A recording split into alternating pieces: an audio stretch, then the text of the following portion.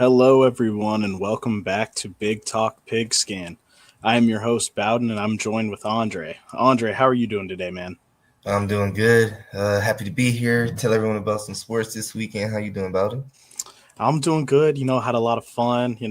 Iowa game went crazy in crazy fashion. The Broncos won Mhm. today on this fine Sunday in The Browns crazy won. fashion. Oh, there we go. Yeah, they did actually. Mm-hmm. Knew that. But I'm here. I'm ready to talk about some football, man. Yes, sir. All right, and we'll start off first here with this Oregon Rutgers game. Don't think there's too much to really talk about here. Oregon dominated, rolled all over Rutgers, winning 56-10. Yeah. What did you think of this? I don't know. I kind of expected it. They made quick work of them. Kind of got in and out of them. I'm happy that Oregon bounced back and was. I don't know. They didn't let last week kind of bother them or affect them. So that was good to see. I'm somewhat of an Oregon fan, so I like to see them do good. I'll be rooting for them, except for when they play Ohio State. So it's good to see them getting back on track. Yeah, it was a good statement game. After that loss to Indiana, really Mm-hmm. impressed by them. A huge win, especially against like Rutgers hasn't been awful. So, Yeah, but anyway, we'll keep that one short. Not much to yeah. really say there. They kind of just dominated. Mm-hmm. Now, how about the upset from Friday night, man? Nebraska loses to Minnesota. I did not expect that to happen. I didn't, but I did, but I didn't either. Like I felt like that could have been the upset for this week, but I don't know. I just thought Nebraska would be able to like hold it down and get it done. I did too. I really thought they were going to win that game. It's not a game that Nebraska really loses. Not Mm-hmm. good for Matt Rule, especially with his name circulating in the Penn State talks. Mm-hmm. I mean, I think he likes being at Nebraska, though. I don't think he's going to leave anyway, but Yeah. not what I expected, definitely. No, and then it moves Nebraska up in the Big Ten rankings. So I know that's kind of a big one. Nebraska, they're falling down. Minnesota's moving up. So it's kind of interesting. I wonder like what kind of momentum this is going to give Minnesota, like where this moves them in the future or even for the rest of the season. None. They play Iowa next week. No, Not necessarily next week, but like if I'm a recruit and I'm seeing this, like, and I'm looking for a school to go to, like, I don't want to just try and go to the Ohio States or the Alabamas, whatever, and wait a couple years. Like, I might go to Minnesota. They're a team on the up and up, and they're just missing a couple pieces. Like, this might be the school that some big recruits might want to go to now, and they could be that is true. some contenders soon, potentially. That is true. And Minnesota's pass rush, man, absolutely dominated this game. They had 9 sacks. 9 sacks. That's crazy. Mm. I don't see Nebraska having that bad of an O line. Mm-mm. I don't think it's played that bad this year, but this week they just really broke down that team entirely. Yeah. And it's like there's really nothing you can do when you don't have the protection. Your quarterback can't get comfortable, so then he can't really get in his rhythm. So then that usually leads to a lot of like incompletions or 3-and-outs, or you usually get the ball back to the other team quick. And that is the worst thing you can do for your defense, because then they get no break and then they're exhausted. So then there's no points you're scoring, and then defense can't play their best. So it's like you have to be able to protect your quarterback so you can get comfortable and get things going, or even get a chance for a comeback if you were down. Yeah, definitely. And like they didn't even score a touchdown this week, Nebraska. They had 2 field goals.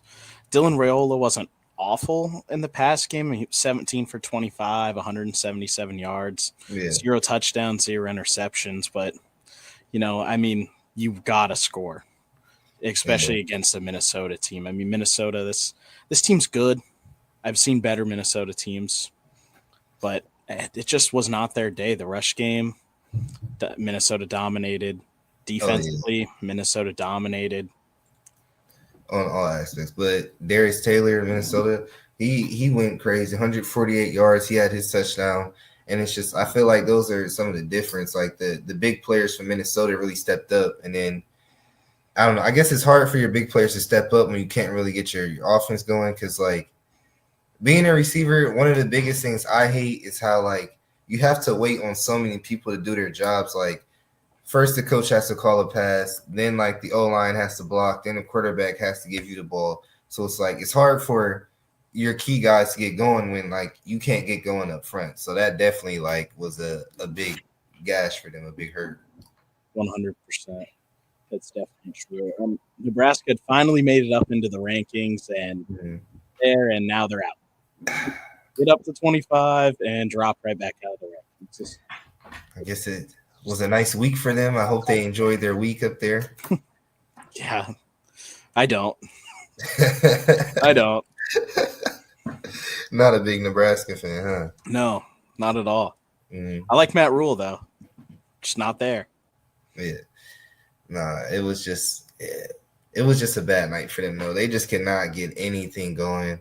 And it just, I don't know, it makes you, like, worry about Nebraska. Like, are they just an inconsistent team, a here and there team, or, like, are they actually, like, a legit team? Are they someone that should be taken serious, put in the rankings? So, I have to see how they bounce back. They should do – I think they should be basically fine the rest of this year. Really, I only see one or two losses left on their schedule. They're good. It hurts me to say that, by the way.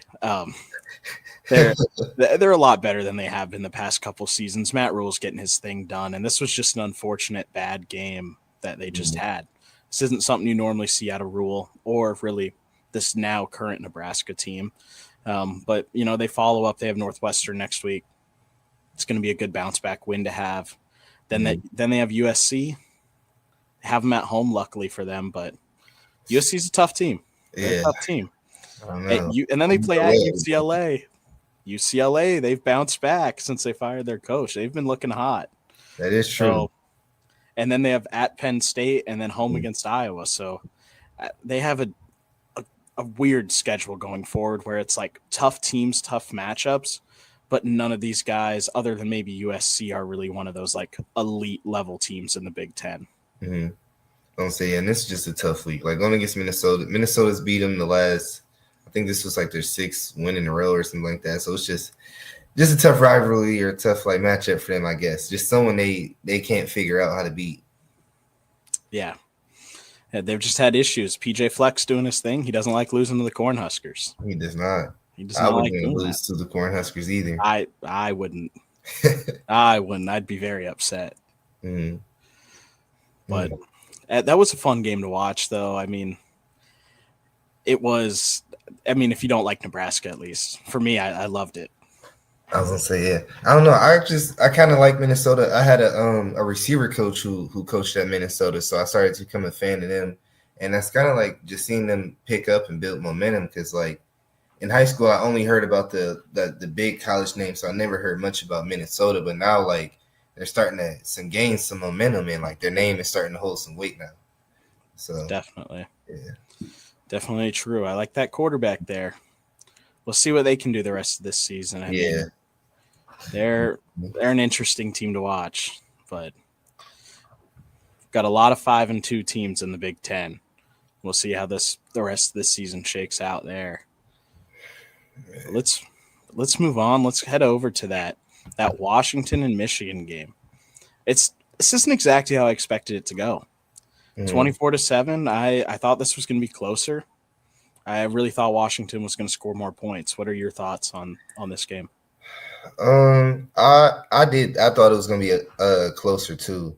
I mean, I think it's a good win for Michigan. I think that it's also kind of a pretty good win for Washington too. Like when they played Ohio State, they played Michigan. They're not getting beat bad. It's not like horrible wins. They're still like competing.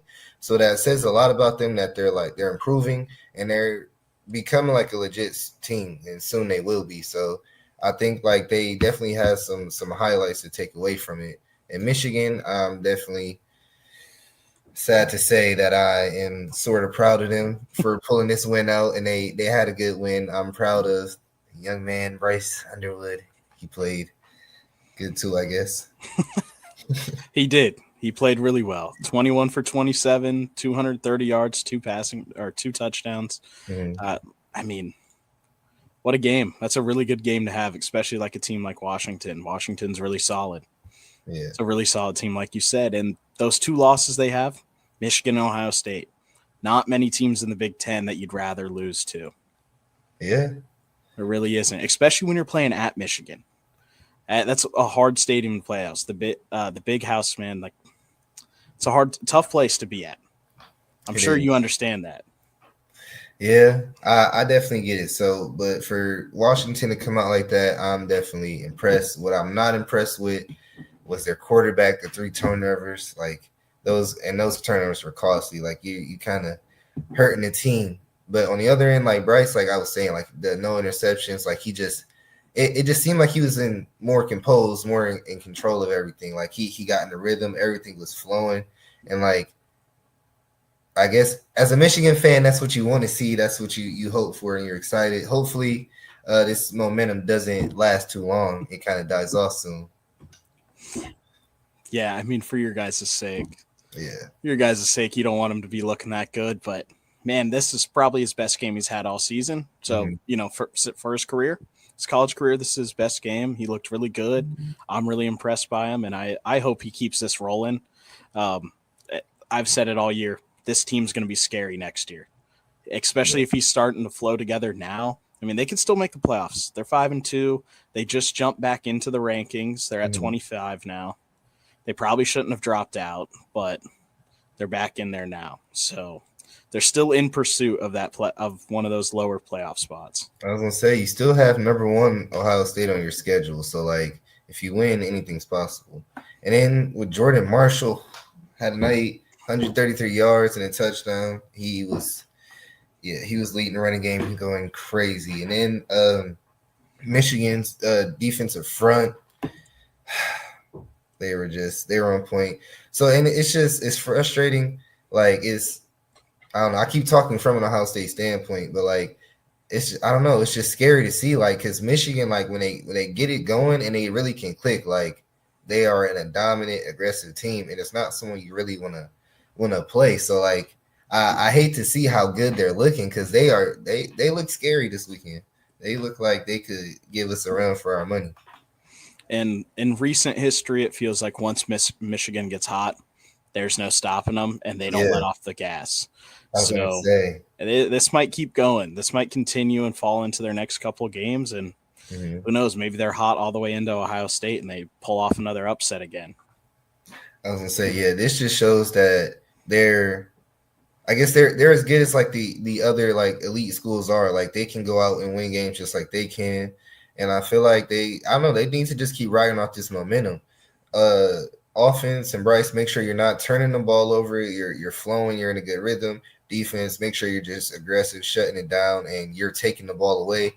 And like you can't ask your defense to get 3 takeaways a game, but like when you can get 1 or 2 a game, when you win the turnover battle, I'll say like that gives you such a better chance of winning. So they can keep doing that. Michigan is going to get hot, get on the roll, and I can see them getting in that playoff race. Yeah, definitely. I mean, interceptions, turnovers are absolutely crucial. I mean, you get, especially you, like you said, you win the battle of turnovers, you win the game. It's Mm-hmm. really hard to lose a game when you're winning the turnover battle because you're giving the ball for free. Yeah, They're just handing it right back to you when you're not supposed to have it. So that Michigan, there, it's always something they're strong with doing, and they got to keep doing that the rest of this season to, mm-hmm. keep winning games. They got to keep winning. Can't lose another. Yeah, definitely can't. And it just, I don't know. I'll last thing I'll say on about Ohio State, like we have to figure our offense out for this defense because like this is a dominant defense that like they get hot, fast, get momentum, and they can change the game. And if we can't figure out what our offensive scheme is, we'll be in trouble against Michigan. So Michigan, whatever you're doing, keep it up because it's working. So And yeah, I was going to say, I can't wait for that Ohio State Michigan game to end 13-10. yeah. I was gonna say I feel like it's gonna be like week 1 against Texas, Ohio State's game. Like it's gonna be like more of a defensive game. 100%. It always is, though. It's usually not high scoring. Yeah. Usually, if it's high scoring, like Michigan's awful and Ohio State's just rolling all over them. Mm-hmm. When they're competitive, it's close. I was gonna say, yeah, I feel like a dogfight's coming this year. Oh, yeah. Yeah, I definitely agree. Mm-hmm. And then we'll hop over here to that Michigan State Indiana game. I was scared for Indiana early on in this game. They Yeah, started off slow. That was not a good start from them. They came out in the second half and just acted like none of it even happened and just came through. Well, really, it was like mid second quarter. They kind of just flipped a switch and just none of it had happened. They didn't play slow. Like yeah, they just forgot that thing even was going on in their game, and they just went, "Don't even think about that. Look at what we're gonna do now." yeah.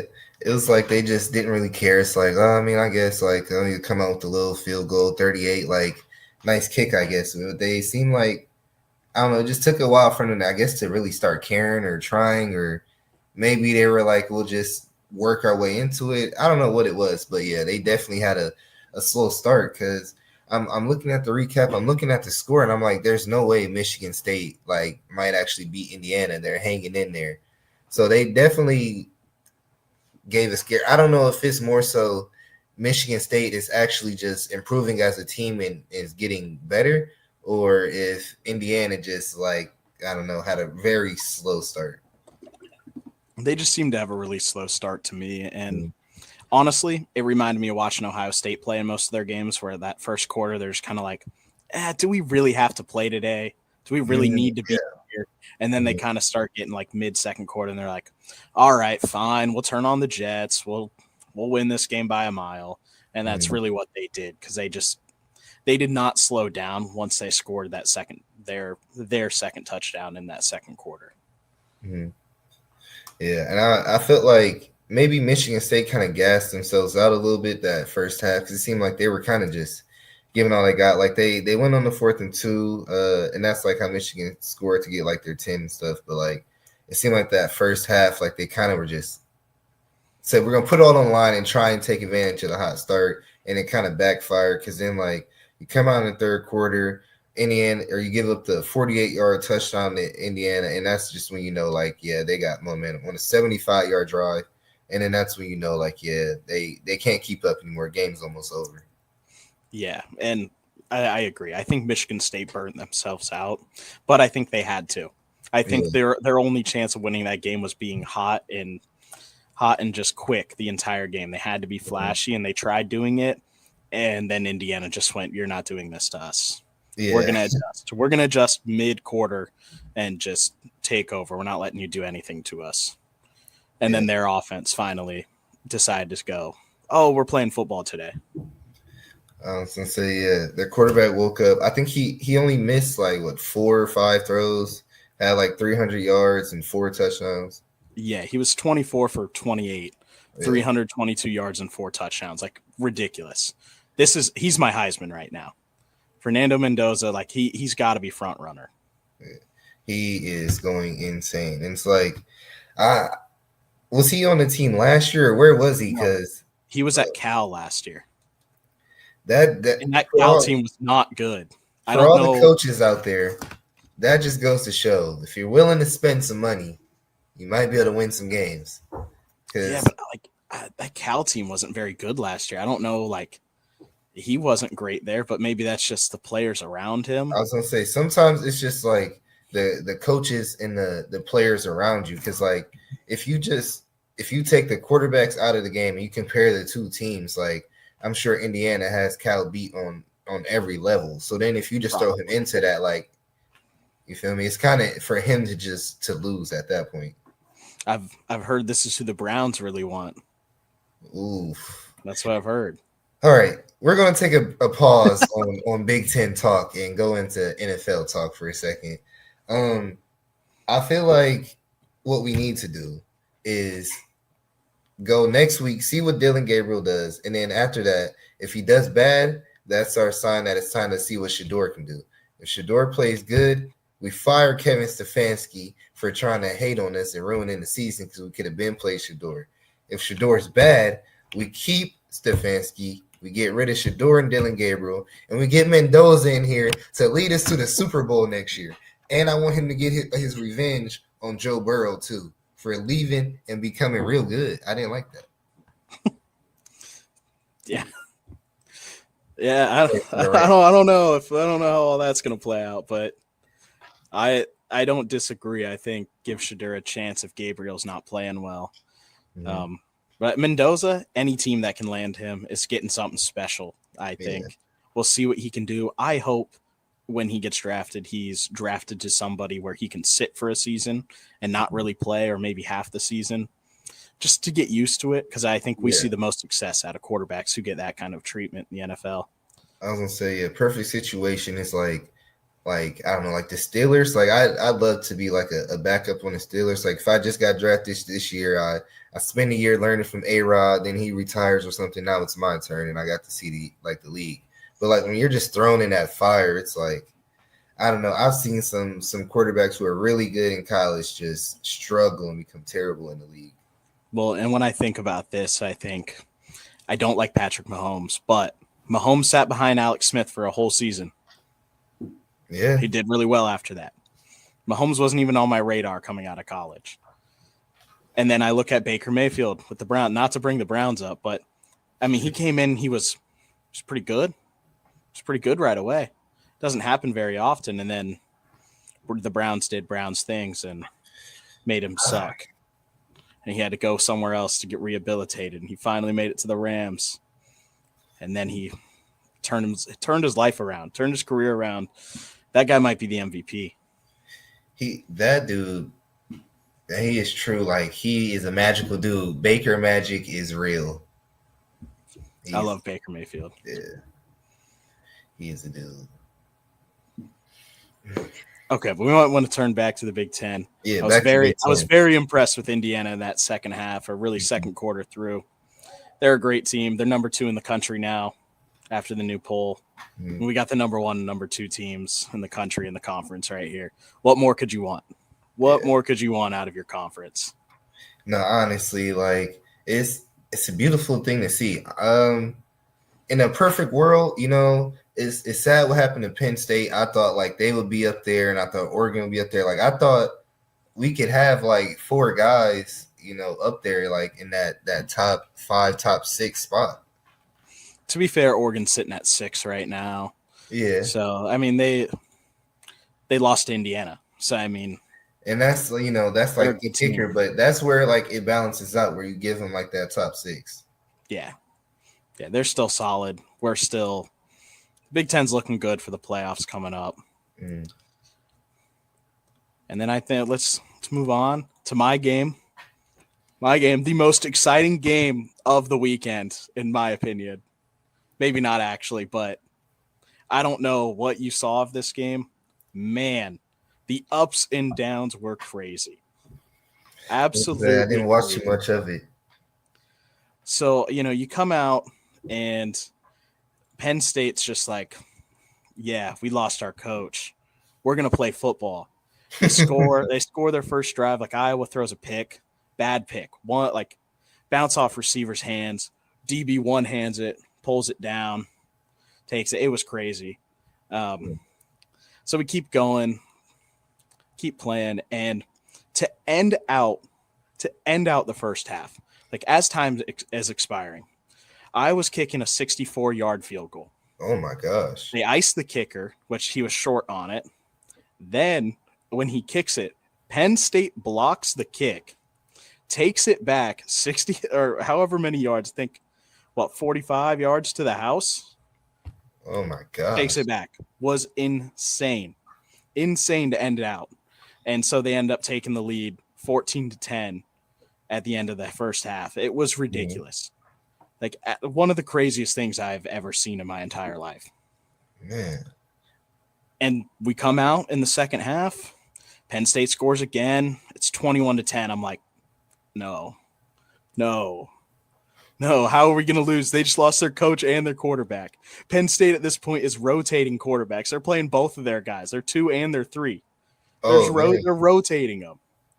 One of those quarterbacks, by the way, I believe number 17, he's from Olentangy, one of the Olentangy schools in Columbus. They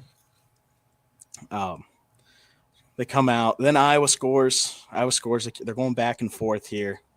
And Penn State ends up taking the lead. 24-19. 24-19. Iowa goes down the field. Game-winning touchdown drive. Scores with three and a half minutes left takes the lead 25-24, forces Penn State to turn the ball over. Somehow they win that football game. It was electric. It was awesome. He had crazy plays happening here and there. Iowa had a couple of interceptions. The passing game was awful on both sides. Terrible. Not very good. If you like air raid, don't watch that game. I mean, this is going to be – I'm sorry, I'm saying like everything right now. Mm-hmm. This is a crazy stat. Iowa was down 11 points. At 11 points at one point. You know how many times they passed the ball when they went down 11 through the rest of the game? Let me guess 3. It's 2. Oh, my gosh. 2 times the entire second half they passed the ball, and they won.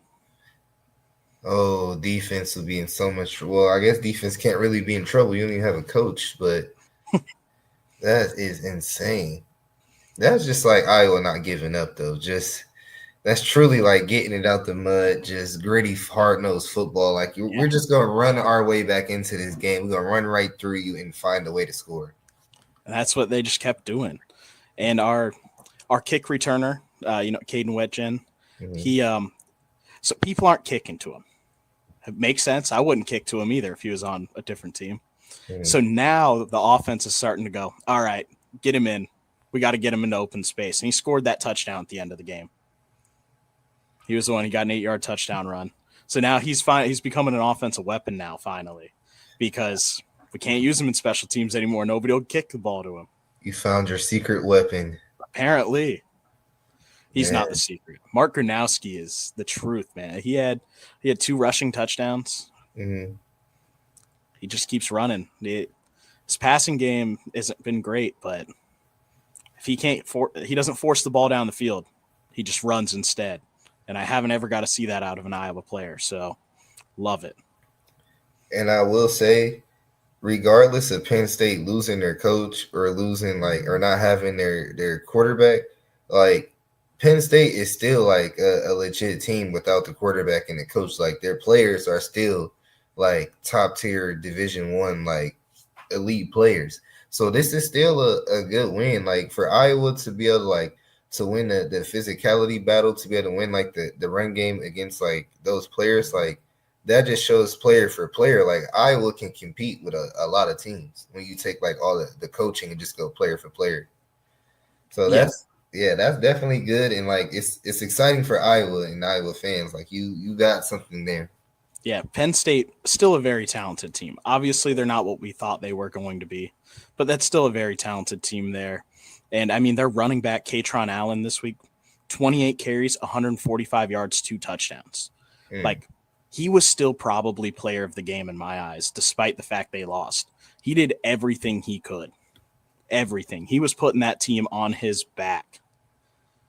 He was just playing lights out for them. Mm-hmm. And, I mean, he did, like, everything. Everything physically he could. They just came up short. Yeah, it's just it's tough.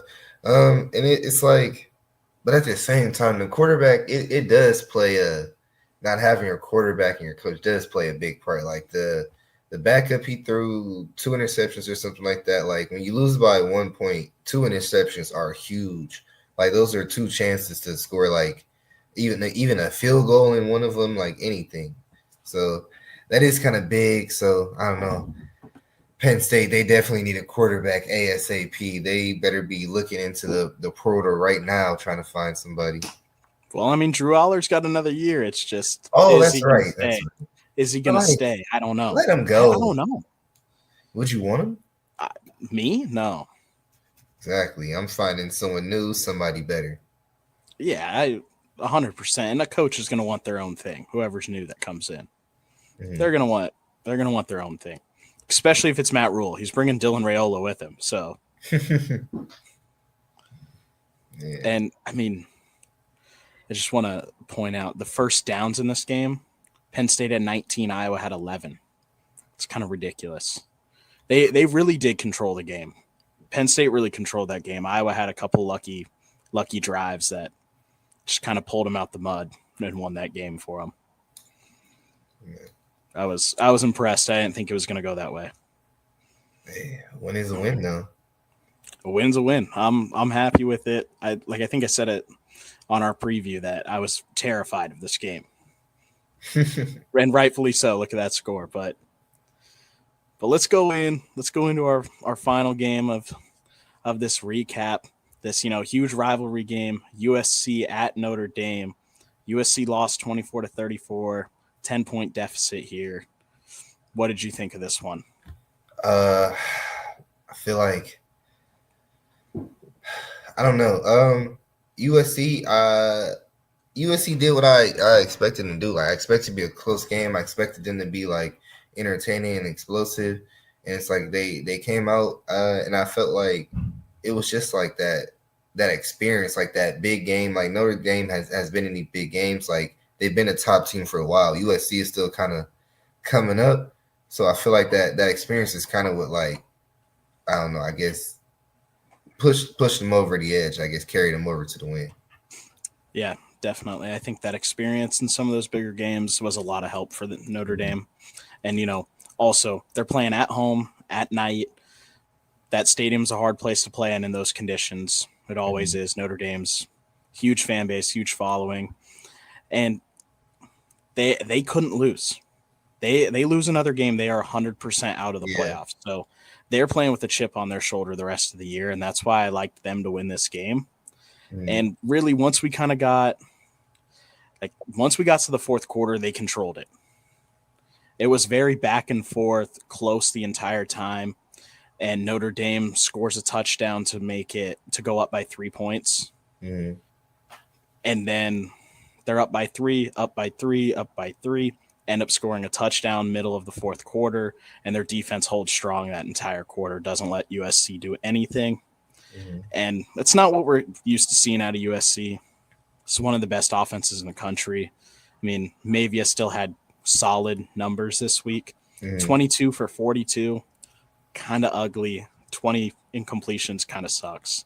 You hate to see that. I'm not saying he sucks, but you hate to see it. Yeah. But he's still at 328 yards, 2 touchdowns, and then 2 interceptions on top of it, which, again, kind of ugly. Don't like that. Yeah.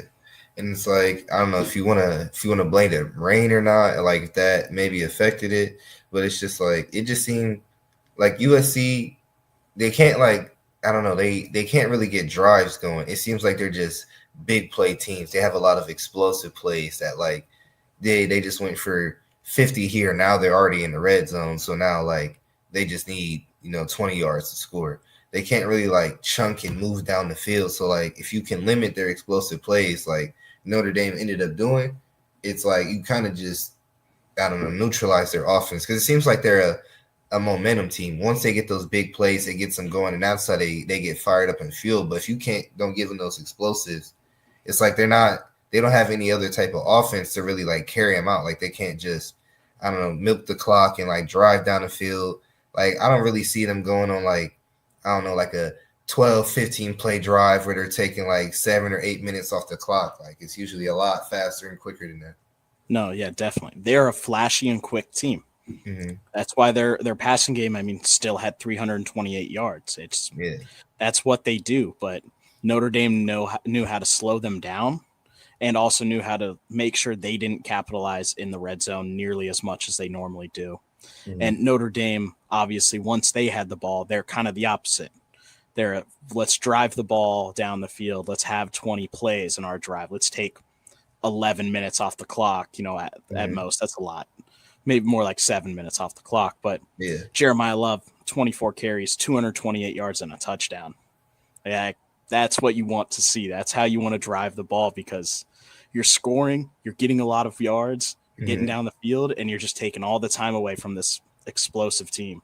Yeah, and you give your defense a break. It's like, you may have went out and scored, but, like, you scored so fast, like, your D linemen have no chance to catch their breath. So, or your DBs who just, like, had to guard 2 fades and a post route, who are all exhausted now, and then had to go out there on kickoff or whatever, like, they're exhausted, and you gave them a 30-second break because you went down and scored in 2 plays. It's like that kind of defeats the purpose. And now your defense is going to give up points or big plays, or they're not, like, fully locked in, and then you have, like, your mental errors and stuff. So like those are kind of the big things. Like I think USC has to work on. They have to get a more consistent offense, I guess. Yeah, 100%. 100%. They can't just focus on, hey, let's throw a 70-yard pass and then run the ball in 2 plays later, 10 for 10 more yards.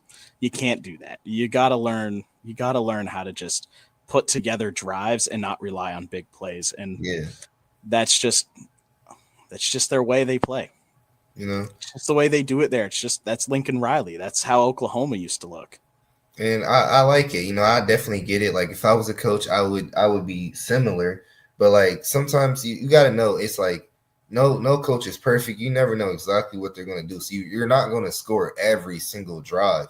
But like you use those as a chance to tire the other team out, to learn some stuff, figure stuff out. Like if your defense is only on the sideline for a minute, what did they really get to like go over? Because like in college, for some people who don't know, you usually have your film and like you'll bring your cameras over to the sideline or your laptops and you'll watch like the drive that just happened. But if I only had a minute like to go over what happened, I didn't miss like 2, 3, 4 big plays that like affects what I could learn to change the next drive on defense. So now you're missing like adjustments you need to make and things like that. So you kind of got to slow it down too at times.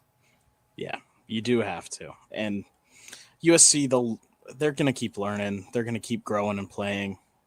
Mavia's in his first year as a starting quarterback. I see them similar with Michigan, as I think this team's going to be dangerous next year. I think they're already pretty dangerous right now, really explosive. Next year, I'd be kind of frightened to play against them. Yeah, I definitely would, because I feel like this is definitely a learning game. I feel like everyone's going. I feel like what we're talking about today is what they're going to realize and go over in film. So I'm interested to see what next week looks like for USC. Their kind of playoffs might be dead, but like I still think there are things to gain for the rest of the season. And I mean, the playoffs aren't even dead yet. They have 2 losses, but it's going to be hard with their schedule, considering their only ranked team left on their schedule right now is Oregon. So it's going to be hard. Yeah. Like they have to win out, and they need to win out by like crazy margins in every game to really kind of get that back. So, and then they'll have to have an amazing game against Oregon, which is really hard to do. So, yeah, it'll be interesting. Yeah, they're kind of at that point where they got to learn, where they got to know what they have to do to get to that point. And I don't know. I don't have any words for them. So, yeah, I think they'll figure it out though. I think they'll be okay. I think they will too. Next year, this team's going to be dangerous. They're going to be scary. Yeah. I'm glad Iowa plays them this year, because I believe that means next year we won't. So I was going to say, yeah, get it out the way. Get out the way now. We have to play there. Ooh. So it's probably our next loss. But thank you guys all for tuning in. We're going to let you guys go. Everybody get your coffee for the morning. Have a great day at work and have a great week, everybody. And we'll see you next time. All right, see you.